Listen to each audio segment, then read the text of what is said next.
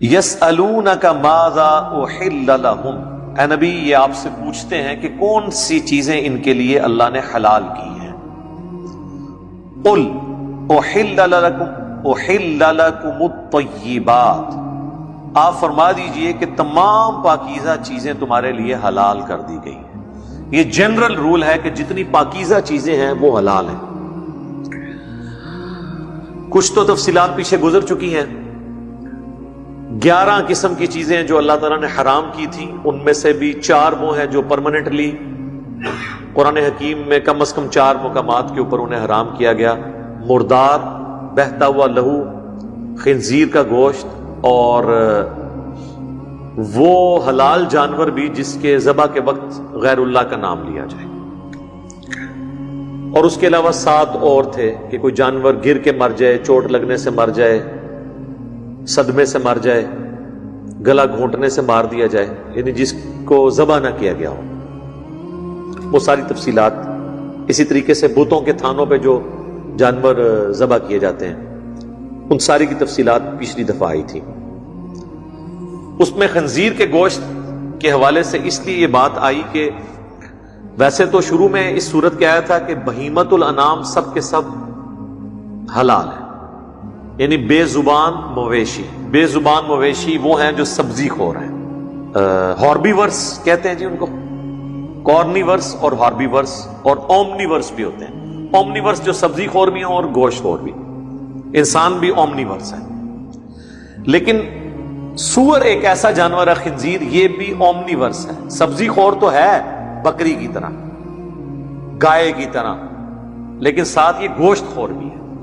تو اب یہ چیز مکس ہوگی کہ یہ درندے میں آتا ہے یا بہیمت الانام میں آتا ہے، تو وہ اللہ تعالیٰ نے کلیئر کر دیا کہ اسے درندے میں شمار کیا جائے گا، خنزیر حرام ہے۔ لیکن باقی جتنے سبزی خور جانور ہیں جو بہیمت الانام ہے، چاہے قرآن میں ان کا ذکر نہیں ہے، جس طرح بھینس ہے وہ گائے کے حکم میں داخل ہے، ہرن بھی، زرافہ بھی، نیل گائے، جنگلی گدھا، یہ سب کے سب حلال ہے۔ بخاری مسلم میں حدیث ہے، نبی علیہ السلام نے غزوہ خیبر کے موقع کے اوپر پالتو گدھوں کے گوشت کو حرام فرما دیا اور گھوڑے کے گوشت کی اجازت دے دی۔ گھوڑا حلال ہے۔ انڈیا پاکستان میں گھوڑا عموماً کھایا نہیں جاتا۔ ٹرکی کے اندر حالانکہ اکثریت حنفیوں کی ہے، یعنی آپ سمجھ لیں پاکستان میں اگر آپ ریشو پروپورشن کیلکولیٹ کریں نا، حنفی ورسز اہل تشیع اور اہل حدیث، اس اعتبار سے وہاں پہ 95% سے زیادہ حنفی ہیں، شیعہ بہت تھوڑے ہیں۔ لیکن ہر بڑے ہوٹل میں آپ کو گھوڑے کے کباب، کڑھائی، تکے، یہ سب کچھ ملے گا۔ اب یہاں کے انفیو سے پوچھے کہ آپ کو کیا تکلیف ہے، وہ کہیں گے جی ہمارے نزدیک بھی حلال ہے۔ یہ وہی ہے کہ بات تو سچ ہے مگر بات ہے رسوائی کی۔ اب صدیوں سے ہمیں ان کو پٹی پڑھائی ہوئی تھی، مکروہ ہے۔ اب وہ اگر امام حنیفہ نے کبھی فتویٰ دے دیا اس وجہ سے کہ گھوڑا چونکہ جہاد میں استعمال ہوتا ہے، زیادہ تعداد میں گھوڑے ذبح ہوں گے تو آپ کے لیے اویلیبل نہیں، تو اب تو میرے بھائی اتنا گھوڑا تو استعمال نہیں ہوتا جہاد کے اندر، تو اب یہ فتوے ظاہر پرانے ہو گئے۔ اب یہ کیسے مان لیں کہ بزرگوں کے فتوے پرانے ہو گئے ہیں؟ نبی علیہ السلام کو انہوں نے 150 سال بعد مان لیا کہ دین پرانا ہو گیا، اور اماموں کو تکمیل کرنی پڑی، اور اماموں کو گزرے ہوئے 1200-1300 سال گزر گئے ہیں، ان کے دین کو پرانا ہوتے ہوئے نہیں مان رہی ہے۔ اس سے مراد میں جدید فقہی احکام و مسائل کہہ رہا ہوں، ویسے تو نبی علیہ السلام دین مکمل کر گئے۔ تو وہ تو آج کے دور میں اب کینگرو حلال ہے یا حرام، یہ تو امام حنیفہ، امام شافعی، احمد بن حنبل، امام مالک کو پتہ ہی نہیں ہے، انہوں نے تو کینگرو کا نام بھی نہیں سنا ہوا۔ لیکن آج ہم بتا سکتے ہیں بہیمت الانام میں آتا ہے، وہ گوشت خور نہیں ہے، سبزی خور ہے، تو وہ حلال ہے۔ اس آیت کے تحت حلال ہے کہ تمام چیزیں۔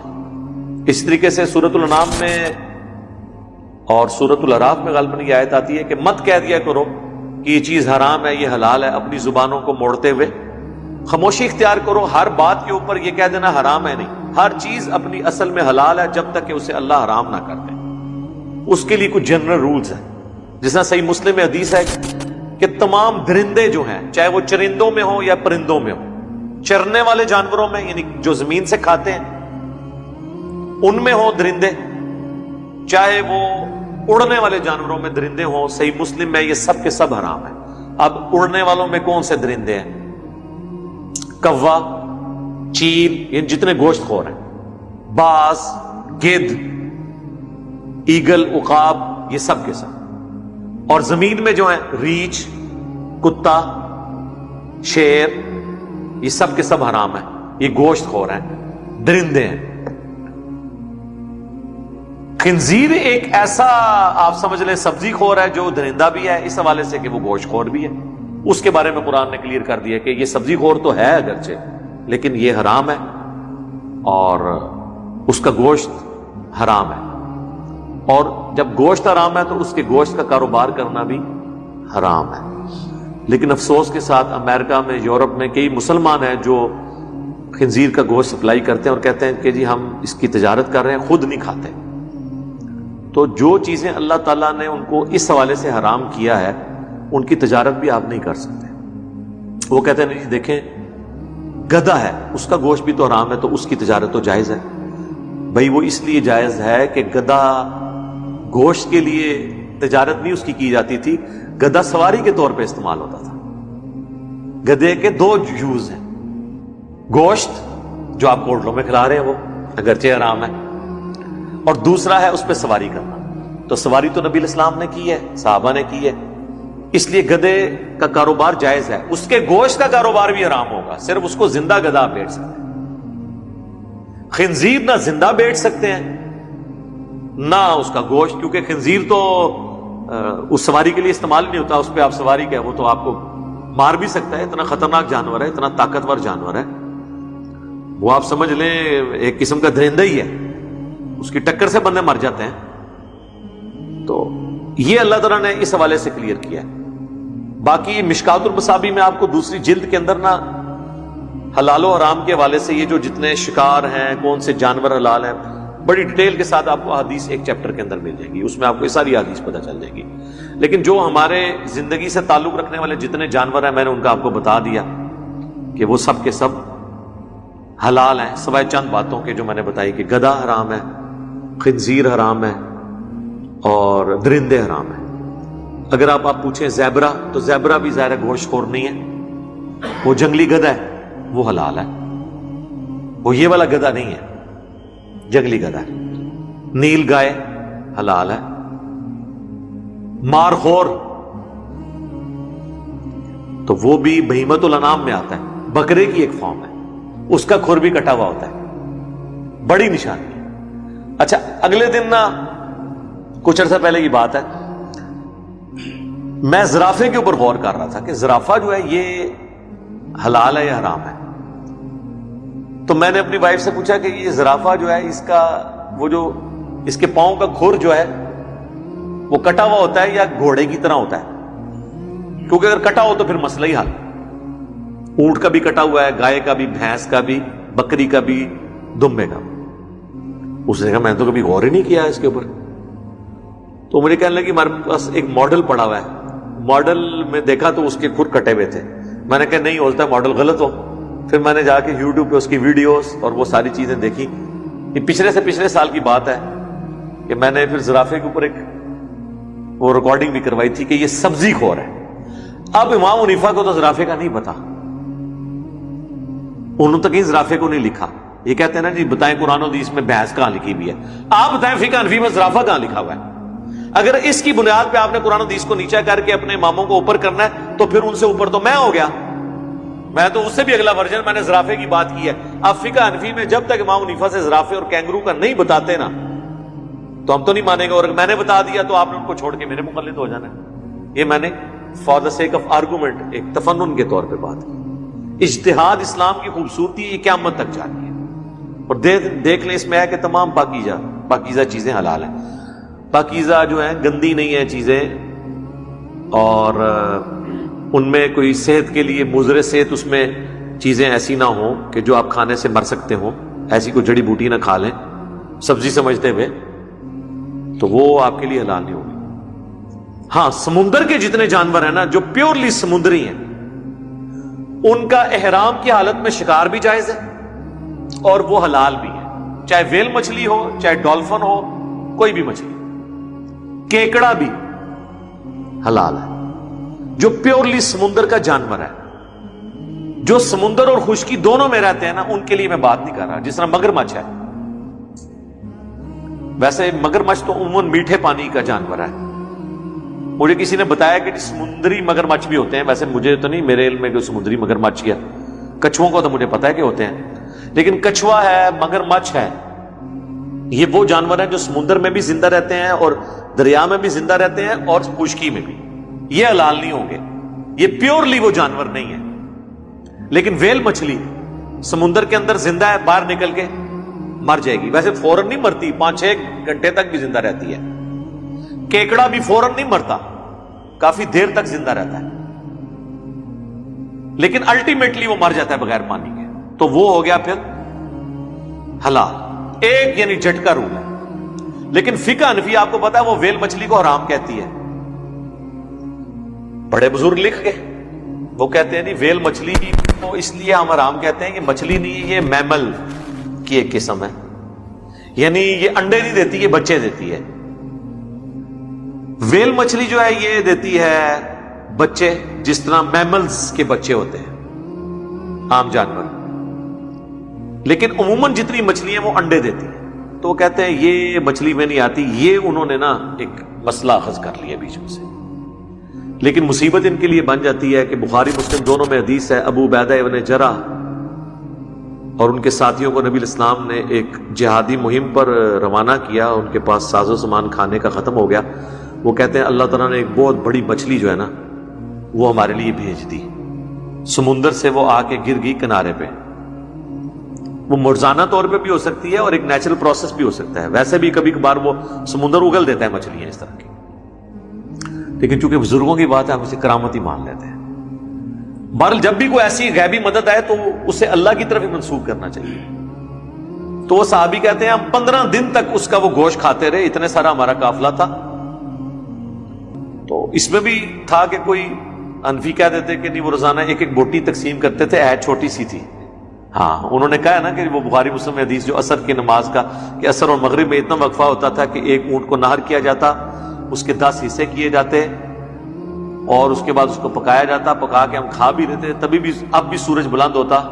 تو اب اس سے تو فقہ حنفی کا وہ عصر کا ٹائم ثابت نہیں ہوتا. اس سے تو یہ ہے کہ عصر اور مغرب میں کم از کم 2.5-3 گھنٹے ہونے چاہیے. تو انہوں نے کہا کہ ہو سکتا ہے وہ غلام سعیدی صاحب نے شرح مسلم میں کہ ایک سے زیادہ ماہر قصاب اور باورچی شریک ہو کے وہ پکاتے ہوں.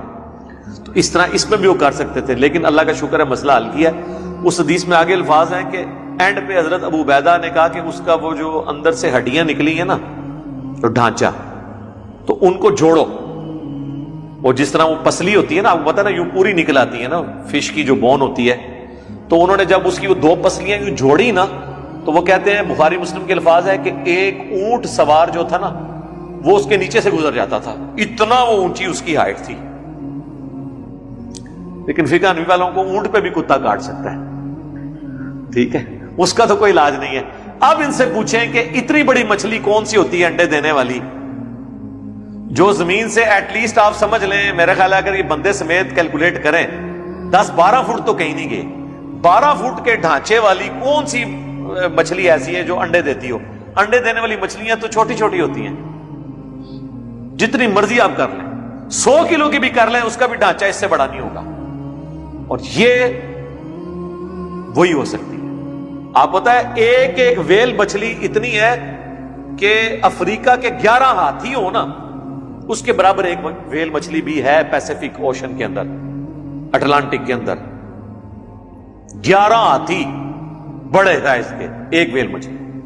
ایک عام چھوٹی جو ویل مچھلی کی جو ایک وقت کی خوراک ہے 500 کلو گوشت ہے. اور دنیا میں ملینز آف ویل مچھلی ہیں جن کو اللہ تعالیٰ ان کا رزق پورا کر رہا ہے. اللہ کا شکر ہے. تو ویل مچھلی پھر حلال ہوگی. تو سمندری جانور پیورلی جو جھینگا کا پوچھتے ہیں جی جھینگا حلال ہے حرام ہے؟ بھئی جھینگا مچھلی ہے تو حلال ہے، ظاہر ہے مچھلی ہے، وہ باہر نکلنے سے مر جاتی ہے. کچھوا باہر نکلنے سے زندہ رہتا ہے. سمندری سانپ، دریا والے سانپ، یہ باہر نکلنے سے زندہ رہتے ہیں، یہ حرام. اور ویسے بھی طیبات کے اندر تو آتے نہیں ہیں. تو یہ کچھ چند ایک رولز ہیں جن کی بنیاد کے اوپر ہمیں یہ پتہ چل جاتا ہے کہ حلال اور حرام کے معاملات کیا ہے؟ تو سمندر تو اللہ تعالیٰ نے وہ خزانہ رکھا ہے سرکار، سینکڑوں سال تک زمین پہ کوئی چیز نہ اگے، تب بھی یہ جتنی دنیا آباد ہے نا، یہ سمندر کے صرف جانور شکار کرنا شروع کر دینا، جو مچھلی ہیں وہ زندہ رہ سکتی ہے۔ سی فوڈ اتنا زیادہ اللہ نے رکھا، زمین میں کوئی چیز بھی نہ اگے، سی فوڈ کھا کے انسانیت گزارا کر سکتی ہے۔ دنیا کی کتنے ملکوں کی اکانومی آپ دیکھ لیں سی فوڈ کے ساتھ جڑی ہوئی ہے، سمندر سے شکار کرتے ہیں۔ بال وہ سمندری مچھلی اور میٹھے پانی کی مچھلی، ان کے ذائقے میں فرق ہوتا ہے، زیادہ ٹیسٹی یہی مچھلی ہوتی ہے جو ہمارے میٹھے پانی کی مچھلی ہے، جو دریاؤں کی۔ سمندر کی جو مچھلی ہے وہ ذرا ڈفرنٹ ٹیسٹ کی مچھلی ہوتی ہے، بال وہ حلال ہیں، چاہے وہ میملز ہوں، چاہے انڈے دینے والی ہوں، چاہے بچے دینے والی ہوں، وہ اس کیٹیگری میں فال کریں گی کہ وہ سمندری جانور ہے، وہ حلال ہے، اور وہ احرام کی حالت میں بھی حلال ہے۔ احرام کی حالت میں جو پچھلی دفعہ آیا تھا نا کہ وہ جانور کا شکار حرام ہے، وہ جانور ہیں جو زمین کے ہیں۔ ظاہر سمندر میں تو اللہ تعالیٰ یہ نہیں نا اتنا بڑی رسک میں ڈال سکتا ہے انسانیت کو۔ سمندروں میں اب جو بیچارے احرام کی حالت میں سفر کر رہے ہیں تو وہ کیا کھائیں گے پیئیں گے؟ نہ وہ باہر سے سبزی خرید سکتے ہیں، نہ کوئی اور، کتنا وہ سٹور کر کے، تو ان کے لیے پھر سمندری جانور کا شکار حلال کر دیا گیا۔ تو تمام پاکیزہ چیزیں تمہارے لیے حلال کر دی گئی ہیں۔ وما علمتم من الجوارح مکلبین، اور جو تم شکار ان جانوروں کا بھی تمہارے لیے حلال ہے جو جنہیں تم سکھاتے ہو، شکاری جانوروں کو، مکلبین تعلمونہن، جنہیں شکار پکڑنے کی تعلیم تم دیتے ہو، مما علمکم اللہ، اس میں سے جو طریقہ سکھایا ہے اللہ نے تمہیں۔ اللہ نے نہ صرف ہمیں طریقہ سکھا دیا ہے بلکہ ان کی جبلت میں بھی رکھ دیا ہے کہ وہ انسان کی بات مانتے ہیں۔ ورنہ مجھے بتائیں اونٹ میں کتنی طاقت ہے، گائے میں کتنی طاقت ہے، انسان تو کوئی چیز ہی نہیں ہے، یہ انسان کے قابو آئیں۔ ایک چھوٹے سے بچے نے مہار پکڑی ہوتی ہے، اونٹ چل رہا ہوتا ہے، تو یہ اللہ نے مسخر کیے ہیں انسان کے لیے۔ اس طرح یہ جو جانور جن کو تم سکھاتے ہو شکار کرنے کے لیے، چاہے وہ باز ہوں، باز کے ذریعے بھی شکار کیا جاتا ہے نا پرندوں کو، اور کتوں کے ذریعے بھی۔ بخاری مسلم دونوں میں حدیث ہے کہ نبی صلی اللہ علیہ وآلہ وسلم نے فرمایا، جس نے بھی بغیر ریوڑ کی حفاظت کے اور بغیر شکار کے، ان دو وجوہات کے علاوہ کسی اور وجہ سے کتا پالا، تو اس کے نامہ اعمال سے روزانہ 1 قیراط اجر کم ہو جائے گا۔ اور ایک اور روایت ہے بخاری مسلم کی، اس میں الفاظ ہیں 2 قیراط، اور 1 قیراط احد پہاڑ کے برابر ہے۔ 2 احد پہاڑ کے برابر اس کے نام اعمال سے روزانہ عمل کم ہو جائے گا جس نے کتا پالا۔ لہذا شوقیہ آپ کتے نہیں پال سکتے، اسلام میں یہ حرام ہے۔ ریوڑ کی حفاظت کے لیے، گھر کی حفاظت کے لیے یا شکار کے لیے آپ پال سکتے ہیں۔ وہ بخاری مسلم دونوں میں حدیث ہے کہ نبی علیہ السلام نے فرمایا کہ اگر تم اللہ کا نام لے کر کتا چھوڑتے ہو نا اور وہ شکار کرتا ہے، اگر وہ شکار کو پکڑ کے لے آئے زندہ اور تم ذبح کر لو تب بھی حلال ہے۔ اگر وہ شکار کو پکڑے اور اس پکڑنے کے دوران وہ شکار مر جائے اس کتے کی وجہ سے، لیکن اس کتے نے اس میں سے کچھ کھایا نہ ہو، تو بھی تمہارے لیے حلال ہے۔ یہ نہیں ہے کہ اس کو زندہ پکڑنا ضروری ہے۔ اور اگر وہ کچھ کھا لے تو اس نے اپنے لیے شکار کیا ہے، تمہارے لیے نہیں کیا، وہ پھر وہ سکھائے ہوئے سے وہ باہر نکل گیا۔ اسی طریقے سے اسی حدیث میں الفاظ ہیں بخاری مسلم میں کہ اگر تم نے تیر چلایا اور تیر کے اگر وہ شارپ ایج سے وہ شکار ہوا ہے پھر تو وہ حلال ہے، اور اگر سائڈ سے لگنے سے ہوا ہے پھر وہ صدمے سے مرا ہے پھر وہ حلال نہیں ہے۔ اسی میں ہی اب گولی بھی داخل ہے۔ گولی سے جب آپ شکار کرتے ہیں نا بسم اللہ اللہ اکبر پڑھ کے تکبیر، تو اب گولی جو ہے نا یہ چیرتی بھی ہے بیک وقت، اگرچہ یہ صدمہ دیتی ہے لیکن چیر رہی ہوتی ہے، خون بھی نکل رہا ہوتا ہے، اتنا نہیں نکلتا لیکن چونکہ یہ چیرنے میں آتی ہے لہذا گولی کا شکار بھی بسم اللہ اللہ اکبر پڑھ کے آپ کریں گے تو حلال ہے۔ اسی طریقے سے نبی علیہ السلام کے الفاظ ہیں بخاری مسلم میں کہ اگر تم نے تیر چلایا اور وہ جانور مر گیا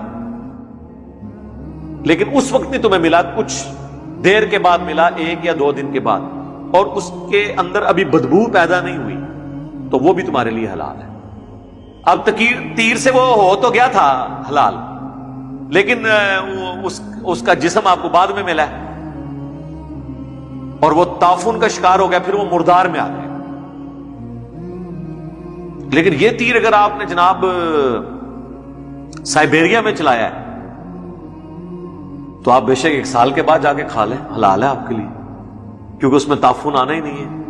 وہ چلاتے ہی حلال ہو گیا تھا اور اس میں تعفن نہیں پھیلا، وہ مردار ہوا ہی نہیں اس طرح کا، الا ہے کہ اس کے اندر کوئی ڈیکمپوزیشن، کوئی بیکٹیریا نہ آ جائے، پھر تو آپ کے لیے حرام ہوگا۔ اور ذبح کے اندر جو ہے حکمت بھی یہ ہے کہ اس کی برکت سے جو خون جو بیکٹیریا کے لیے ایک بہترین میڈیم ہے وہ نکل جاتا ہے اس میں سے، اسی لیے ہم اس کو پریفر کرتے ہیں۔ گلا گھونٹ کے جو جانور ماریں گے وہ حرام ہوگا، چاہے اللہ کا نام بھی اس پہ لیا ہو تب بھی حرام ہوگا جب تک اسے ذبح نہ کریں۔ فَكُلُوا مِمَّا أَمْسَكْنَا عَلَيْكُمْ، تو کھاؤ اس میں سے جسے پکڑ رکھیں تمہارے لیے وہ تمہارے جانور، وَاذْكُرُوا اسْمَ اللَّهِ عَلَيْهِ، اور اس پر اللہ کا نام جانور پر اگر لیا ہوا ہے، چھوڑے ہوئے جانور پہ بھی اور اس پہ کھاتے کے وقت بھی اس پہ اللہ کا نام لیا جائے تو وہ تمہارے لیے حلال ہے۔ وَاتَّقُوا اللَّهَ، اور اللہ سے ڈرو، إِنَّ اللَّهَ سَرِيعُ الْحِسَابِ، بے شک اللہ تعالی حساب لینے میں بہت جلدی فرمانے والا ہے۔ ظاہر ہے جلدی ہے، موت آئی تو انسان کا حساب کتاب شروع۔ اللہم حاسبنی حسابا یسیرا، آمین، اے اللہ ہمارا حساب آسان فرمانا، آمین۔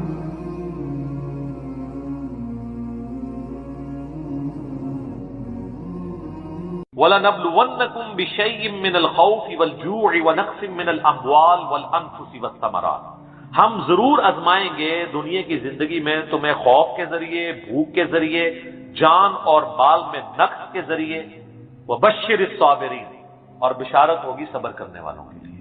تو یہ ساری تکلیفیں، ان کو آپ مکافات عمل کہہ کے نہیں جان چھڑا سکتے، یہ اللہ کی طرف سے آزمائش بھی ہو سکتی ہے کسی کے اوپر۔ اور صبر کرنے والوں کے لیے بشارت ہے، اور ان کی نشانی کیا ہے؟ الذین اذا اصابتهم مصیبہ، جب کبھی انہیں کوئی مصیبت پہنچتی ہے تو وہ کہتے ہیں قالوا انا للہ وانا الیہ راجعون، بھئی ہم بھی تو اللہ کی طرف سے آئے تھے، ہمیں بھی لوٹ کے اللہ کے پاس جانا ہے، اگر کوئی تکلیف آئی ہے تو یہ بھی چلی جائے گی۔ سب سے بڑی تکلیف کیا ہے؟ موت، وہ بھی تو ہم پہ آنی ہے نا، تو اس سے پہلے اگر چھوٹی تکلیف آئی ہے تو اللہ کی طرف چلی جائے گی۔ اس کانٹیکسٹ میں ایک حدیث ہے صحیح مسلم میں بڑی زبردست، ام سلمہ کہتی ہیں کہ جب ابو سلمہ میرے خاوند فوت ہوئے، مجھے ان کی فوتگی کی خبر ملی تو میں نے حضور سے ایک دعا سن کے یاد کر رکھی تھی کہ جو کوئی وہ دعا مانگ لے گا اللہ تعالیٰ اس سے بہتر اسے نعم البدل دے دے گا۔ اور وہ دعا آدھا پورشن تو یہی ہے، سورۃ البقرہ کی آیت نمبر 156، انا للہ وانا الیہ راجعون۔ اس کے بعد ہے اللہم اجرنی، یہ جھٹکے سے ملے گا، اللہم اجرنی، حمزہ آ گیا، اللہم اجرنی فی مصیبتی واخلف لی خیرا منہا، اے اللہ مجھے اس مصیبت میں اجر عطا فرما اور میرے لیے اس سے بہتر نعم البدل کر دے۔ تو کہتی ہیں کہ نبی علیہ السلام نے فرمایا تھا جو یہ دعا مانگ لے گا نا تو اللہ تعالیٰ اس کی کمپنسیشن فرما دے گا، اسے بہتر نعم البدل دے گا۔ کہتے ہیں میں نے دعا تو کی، پھر میں یہ سوچتی تھی کہ میرے خامن جیسا تو کسی کا خامن نہیں ہوگا، ابو سلمہ جیسا خامن مجھے کیسے مل سکتا ہے؟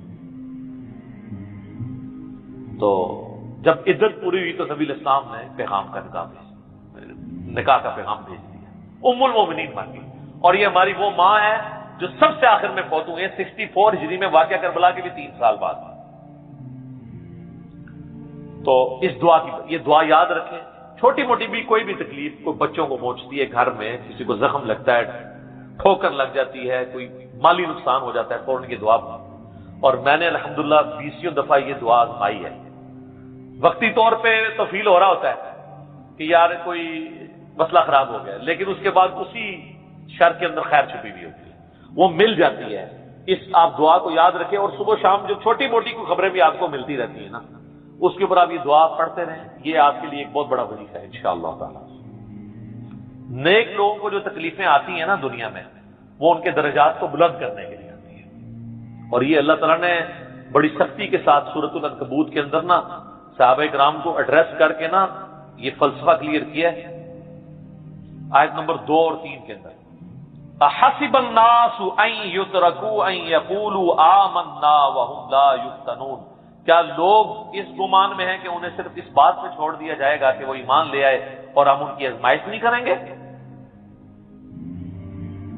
وَلَقَدْ فَتَنَّ الَّذِينَ مِنْ قَبْلِهِمْ، بے شک ہم نے ضرور آزمایا تھا ان سے پہلے لوگوں کو، فَلَيَعْلَمَنَّ اللَّهُ الَّذِينَ صَدَقُوا وَلَيَعْلَمَنَّ الْكَاذِبِينَ، تو اللہ تعالیٰ ضرور جانچ کر رہے گا کہ کون سچے ہیں اپنے دعوے کے اندر، کس دعوے میں کہ غلامی رسول میں موت بھی قبول ہے، اور کون صرف نعرہ بازی کر رہے ہیں۔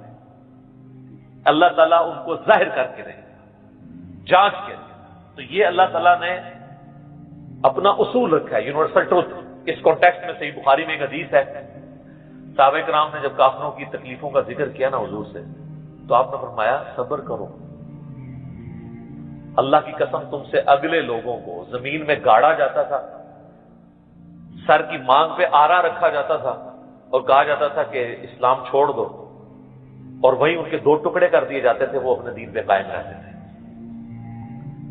لوہے کی کنگیاں ان کے گوشتوں پہ پھیری جاتی تھی، حتیٰ کہ ہڈی تک پہنچ جاتی تھی، تب بھی وہ اپنے دین پر ثابت قدم رہے۔ تو نبی الاسلام نے اپنے صحابہ کو اگلے لوگوں کی تکلیف گنوائی۔ تو اب وہ جو اتنی تکلیفیں کاٹتے رہے ہیں، وہ کوئی مکافات عمل نہیں ان کے لیے ہوا، آزمائش تو ہوئی ہے نا جی۔